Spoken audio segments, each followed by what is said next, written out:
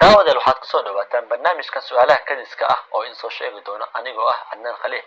su-aalahan waxa ay ka kooban yihiin kuwa diin iyo kuwa maadi ah. fadlan isku day inaad jawaabta hoos inoo soo qorto intaadan jawaabta iga dhegaysan ka hor. mahadsanidin.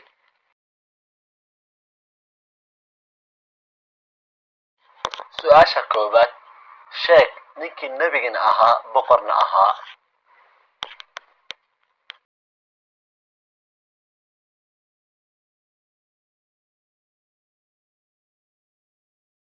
jawaabta wuxuu ahaa nebi suleymaan calayhi salaam.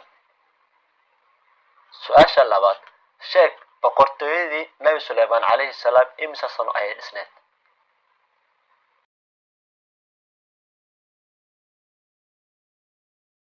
jawaabta waxay dhisneed 40 sano.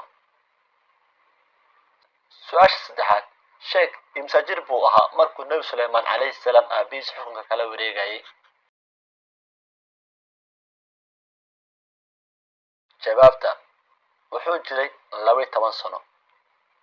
su-aasha afaraad, sheeg labadii nebi ee walaalaha ahaa isku mar la diray isku qoomna loo diray. jawaabta labadii nebi ee walaalaha ahaa isku mar la diray isku qoomna loo diray waxa ay kala yihiin nebi muuse calayhi salaam iyo nebi haaruun calayhi salaam. su-aasha shanaad, sheeg ninkii ugu horeeyay ee sameeyey cambalbireedka dagaalka.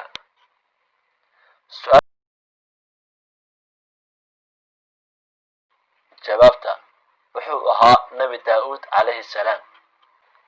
su-aasha lixaad, sheeg zayd bin xaaris markii la qafaalanayay imisa jir buu ahaa. jawaabta wuxuu jiray 8 sano. su-aasha toddobaad, sheeg xaaskii ugu horeysay ee uu guursaday zayd bin xaaris.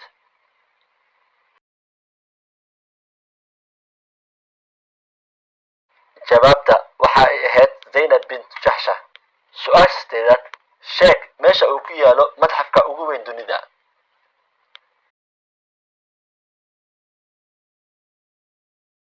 jawaabta waxa uu ku yaalaa dalka masar. su-aasha sagaalaad, sheeg magaca ninkii kusoo daray xisaabta jajabka tobanlaha.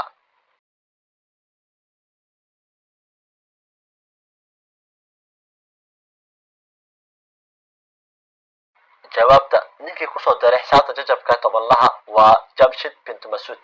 su-aasha tobanaad, sheeg 3 magaalo oo ku kala yaala qaaradda africa, aasiya iyo america oo haddii la micneeyo ay isku micno yihiin.